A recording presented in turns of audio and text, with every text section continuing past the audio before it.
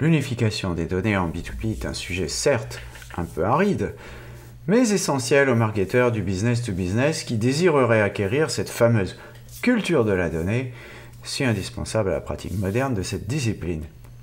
Pour comprendre la teneur, les méthodes et les bénéfices de cette unification des données B2B, j'ai interviewé Antoine Coubret, fondateur de Custop, à venir parler dans le studio de Visionary Marketing.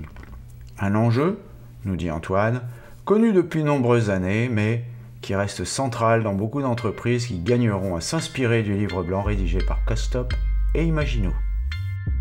Des interviews, des chiffres, des faits, des études. Pas de blabla, ce sont les podcasts de Visionary Marketing disponibles sur toutes les bonnes chaînes de balado-diffusion. Bonjour, vous êtes bien sur les podcasts de Visionary Marketing, je suis Yann Gourvenec. Le sujet du jour, l'unification des données en B2B avec Antoine Coubret.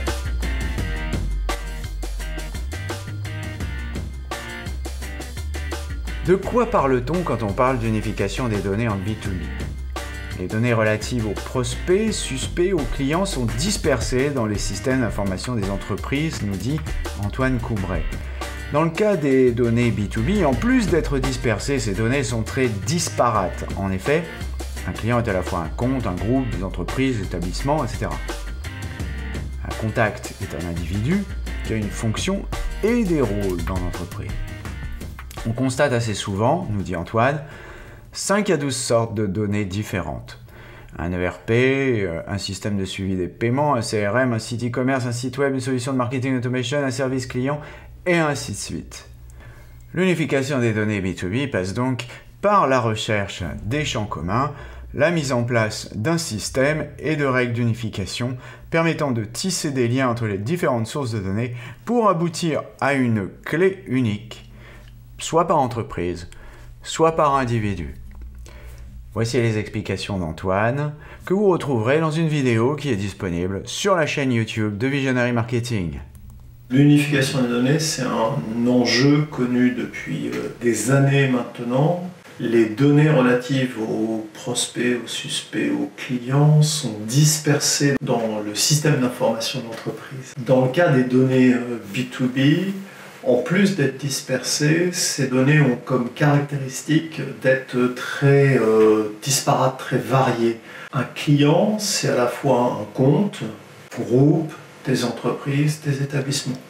Et un contact, c'est un individu qui a une fonction et des rôles dans l'entreprise. Tout d'un coup, pour arriver à avoir une vue unique, eh bien, il va falloir unifier les données, les rapprocher. Donc c'est ça l'enjeu essentiel. Et le bénéfice, ça va être évidemment plus d'efficacité sous des formes absolument diverses pour l'entreprise.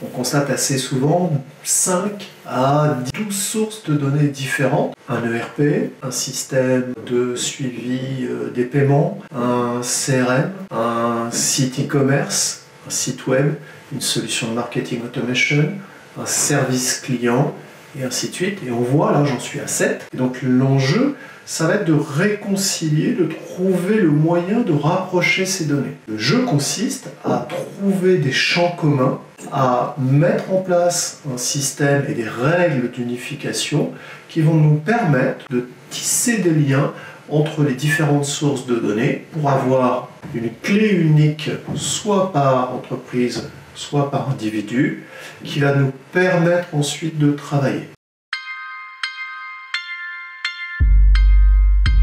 La donnée originelle, elle est originelle. Et ensuite, l'endroit où on va la stocker après l'avoir unifiée dépend complètement des options d'organisation informatique qu'on va prendre. Il n'y a pas de réponse standard, il y a une réponse par entreprise en fonction de l'architecture du système d'info client, de la façon dont les données sont organisées, de la façon dont les rôles aussi humains, pas seulement informatiques, sont distribués dans l'entreprise.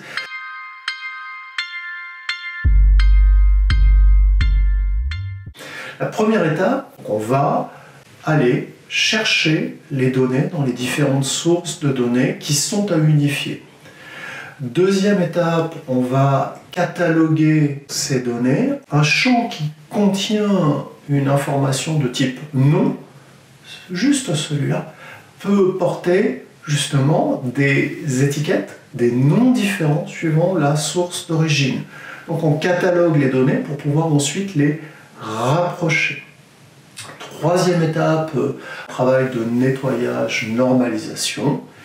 Et puis on arrive ensuite, on rentre dans le dur, là ça y est, attendu qu'on a défini nos règles d'unification, et bien à ce moment-là on va pouvoir commencer à faire les rapprochements, les unifications des données et les passes qui vont prioriser certaines sources de données sur d'autres, qui vont, une fois qu'on obtient un résultat positif, redistribuer ou non l'info, une fois qu'on a un résultat tangent décidé d'un arbitrage humain sur la donnée unifiée ou pas, et enfin, parfois, assez souvent, on va enrichir les données natives, les données de l'entreprise, par des données externes pour sécuriser l'unification et aussi redistribuer l'info de meilleure qualité.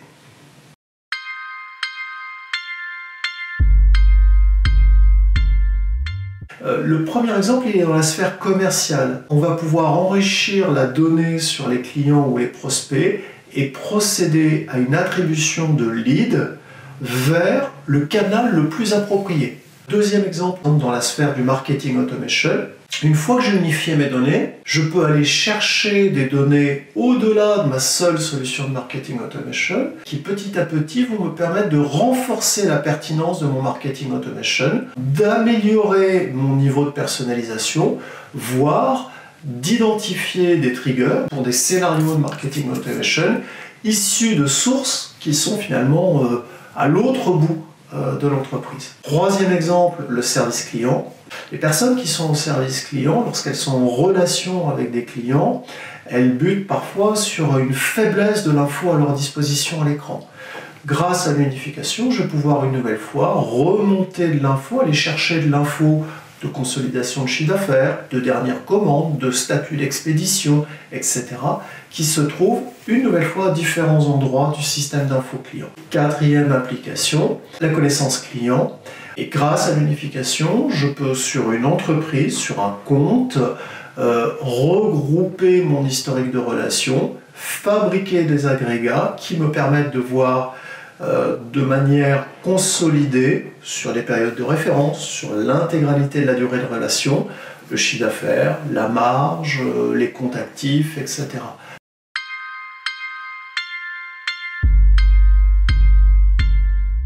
Très peu d'entreprises aujourd'hui sont réellement engagées et pourtant c'est incroyablement plus simple qu'hier. 20-25% des entreprises, et je pense que je suis très optimiste quand je dis ça, qui aujourd'hui procèdent à une véritable exploitation de la donnée unifiée. La bonne nouvelle, c'est que par rapport à il y a 5 ans ou 10 ans, il y a eu une progression incroyable des solutions technologiques à disposition. Donc on peut vraiment aujourd'hui mener les projets assez aisément, attendu qu'on inscrive le projet dans le temps.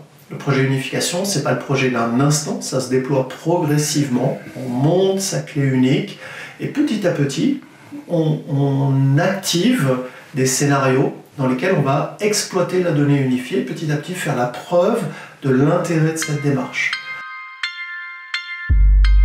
Surtout, n'oubliez pas de mettre une bonne note à ce podcast si vous l'avez apprécié.